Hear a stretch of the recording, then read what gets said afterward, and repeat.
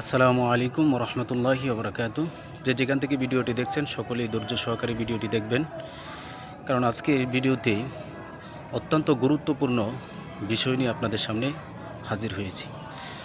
আমাদের মধ্যে অনেকেই আছে এই সমস্যায় প্যানিক অ্যাটাক, যেই সমস্যাটি বর্তমান সময়ে কমন একটি বিষয়।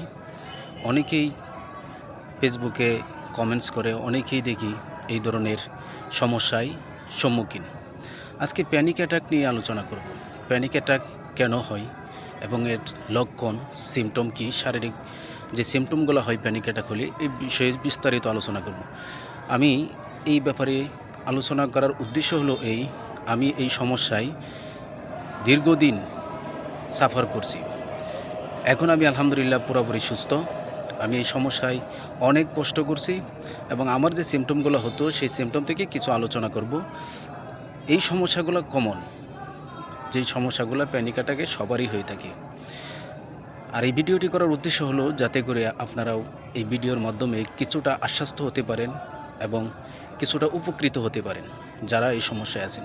তাই ভিডিওটি শেষ পর্যন্ত দেখবেন। আমার প্যানিক অ্যাটাক প্রায় সময় হতো। প্যানিক অ্যাটাক হলে আমার যে সিমটমগুলো হতো, শরীর ঝিমঝিম করতো এবং হাত পা ঠান্ডা হয়ে আসতো, বুক ধরফর করতো, শরীর ঘামনি দিত, প্রচুর পরিমাণে শরীর ঘামতো এবং নিজেকে কন্ট্রোল রাখতে পারতাম না। নিজের কাছে মনে হতো যে আমি এখনই হয়তো মারা যাব, এখনই হয়তো আমার একটা কিছু হয়ে যাবে, আমার এটাই হয়তো শেষ সময়। এরকমভাবে একবার দুবার নয়, হাজারবার আমাকে এই সমস্যার সম্মুখীন হতে হয়েছে। তো আলহামদুলিল্লাহ এখন আমি সুস্থ। তা আমার সমস্যাটা কতদিন ছিল? আমার সমস্যাটা এই শৈশবকাল থেকে, অর্থাৎ আমি যখন বুঝি, আমার যখন বুঝ আসছে 12-13 বছর সময় থেকেই কিন্তু আমার এই সমস্যাটা অধিকাংশ সময় হতো। কিন্তু তখন বুঝতাম না এটা কেন হচ্ছে, কি হচ্ছে। কাউকে বুঝাইয়ে বলতেও পারতাম না। নিজের ভিতর চাপিয়ে রেখে দিনের পর দিন কষ্ট করে এইভাবেই নিজেকে চালিয়ে নিছি। তবে তখনকার সময় প্যানিক অ্যাটাকটা তেমন তীব্রতা ছিল না। অনেক সময় দেখা যাইতো বুক ধরফর করতো, শরীর ঘামতো, অতিরিক্ত ভয় পেতাম, অনেক ভয় পেতাম। কোনো দুঃসংবাদ, কোনো মৃত্যুর সংবাদ শুনলেই মনে হতো যে না জানি এটা আমার সাথে হবে কি না, এটা আমার সাথে হয়ে যাচ্ছে, এইরকম একটা আশঙ্কা, এই ধরনের একটা আকস্মিক ভয় সবসময় মনের ভিতরে কাজ করতো। তো এইভাবে ছোটো কালটা পার করার পরে যখন মোটামুটি আমার লাস্ট যখন যেই সূচনা থেকে আমি সুস্থ হয়েছি, যেই সমস্যা থেকে আমি ওই সমস্যাটা বুঝতে পেরেছি, সেটা হলো আমি একদিন আমাদের এলাকার একটি মসজিদে নামাজ পড়তে দাঁড়াইছি পিছনে। তখন গরমের সিজন, বিদ্যুৎ ছিল না, শরীর ঘামতেছে। 3 নাম্বার রাকাতে আমার মনে হচ্ছে যে আমার পায়ের তালু থেকে কি জানি রিম রিম করে আমার মাথার মধ্যে উঠতেছে আর বুকটা কেমন জানি গরম হয়ে আছে। এই যে একটা বিষয় আমার ভিতরে আসলো, এই বিষয়টা আসার পর থেকেই আমি এখানে আমার প্যানিক অ্যাটাক হয়ে গেল। তখন ওই নামাজের মধ্যেই আমার প্যানিক অ্যাটাক হয়। প্যানিক অ্যাটাক হলে আমি কোনো মতে নামাজটা শেষ করে আমি নিজেকে এমন পরিবেশে চলে গেছি, এমন পরিস্থিতিতে আমি ওইখান থেকে উঠে যে আসবো এরকমও আমার সেই শক্তিটুকু পাচ্ছি না। কোনো রকমভাবে আমি এসে মসজিদের হাউজে কোনো মতে আমি মাথায় পানি দেওয়ার পরে একটি শুয়ে পড়ি। শুয়ে পড়ার পরে আমি এই যন্ত্রণা প্রায় আধা ঘন্টার মতো ভোগ করি। আর প্যানিক অ্যাটাকটা এমন একটা জিনিস, আপনাকে এমনভাবে কষ্ট দিবে, এই কষ্টটা অল্প সময়ের জন্য হলেও কিন্তু এটা আপনাকে সারাক্ষণ ভাবিয়ে তুলবে। তো এই প্যানিক অ্যাটাক ওই দিন থেকে আমার হয়। তো প্যানিক অ্যাটাক হওয়ার পিছনের কারণ হলো বেশি ডিপ্রেশন, অ্যাংজাইটি, ঘুম না হওয়া রাতের বেলায়, নির্ঘুম সময় কাটানো, অস্থিরতা লাগা, এইগুলোর থেকে অতিরিক্ত টেনশন, ডিপ্রেশন, বিষণ্ণতা থেকেই কিন্তু প্যানিক অ্যাটাকগুলো সাধারণত হয়ে থাকে। তো প্যানিক অ্যাটাকের অনেকগুলো সিমটম, আমার ক্ষেত্রে যে সিমটমগুলো হচ্ছে অনেকের ক্ষেত্রে এটা নাও হতে পারে, অন্যটাও হতে পারে।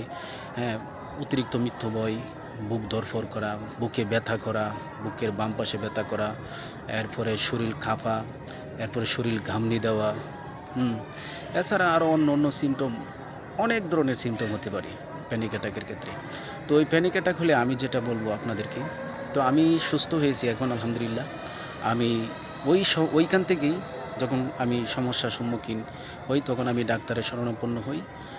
আমি অনেকগুলো ডাক্তার চেঞ্জ করছি, কবিরাজ অনেক কিছুই চেঞ্জ করছি, কিন্তু কোনো সফলতা পাইনি। শেষ পর্যন্ত আল্লাহ তাআলা একজনের মাধ্যমে, একজনের উসিলায় আল্লাহ তাআলা আমাকে সুস্থতা দান করছেন।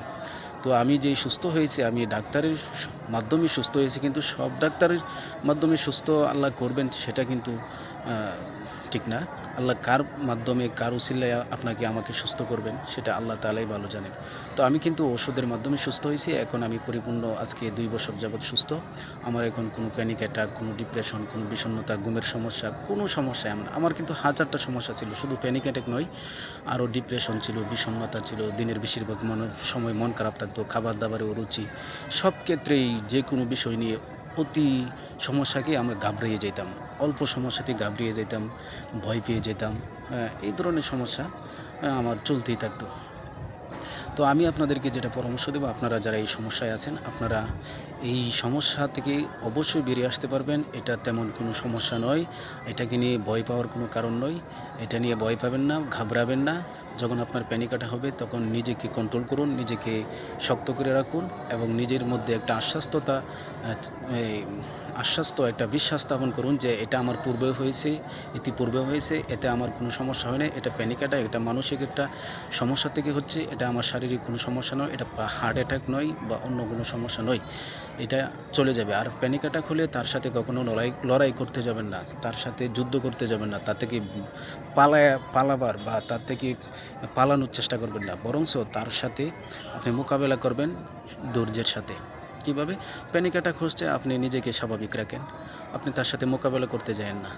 যদি মনে করেন যে আমি এটাতে কীভাবে বের হবো, এরকম যদি করতে থাকেন তাহলে আপনি আরও বেশি ফেঁসে যাবেন ওই সমস্যায়।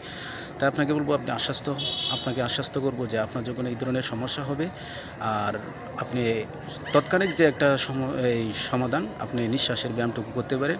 আস্তে আস্তে 4 থেকে 5 সেকেন্ডের মতো নাক দিয়ে নিঃশ্বাস নিলেন। এই নিঃশ্বাসটা আপনি পেটের ভিতরে আবার 4 থেকে 5 সেকেন্ড ধরে রাখলেন এবং মুখ দিয়ে আস্তে আস্তে 4 থেকে 5 সেকেন্ডে আপনি ছাড়লেন। এইভাবে যদি আপনি 5 থেকে 7 বার এই নিঃশ্বাসের ব্যায়ামটুকু করতে পারেন, তাহলে আপনি প্যানিক অ্যাটাকটা দেখবেন যে আস্তে আস্তে অনেকটাই আপনি স্বাভাবিক অবস্থায় চলে আসবেন। তাই বন্ধুরা, আপনারা যারা ভিডিওটি দেখছেন, আগামীতে আরও কথা হবে অন্য কোনো ভিডিওতে। সকলেই ভালো থাকুন, সুস্থ থাকুন। তবে এই সমস্যা থেকে বেরিয়ে আসার মাধ্যম এবং সমাধান অবশ্যই আছে। আপনি একজন সাইকিয়াট্রিস্ট অথবা মনোরোগ বিশেষজ্ঞের, একজন ভালো মনোরোগ বিশেষজ্ঞের শরণাপন্ন হন। আশা করি ইনশাআল্লাহ আপনি অহেতুক কোনো টাকা পয়সা, কবিরাজ, ফকির ইত্যাদির মাধ্যমে টাকা পয়সা নষ্ট করবেন না। আপনি একজন ভালো ডাক্তারের শরণাপন্ন হয়ে আপনি সুস্থ হবেন ইনশাআল্লাহ। সকলেই ভালো থাকুন। আসসালামু আলাইকুম।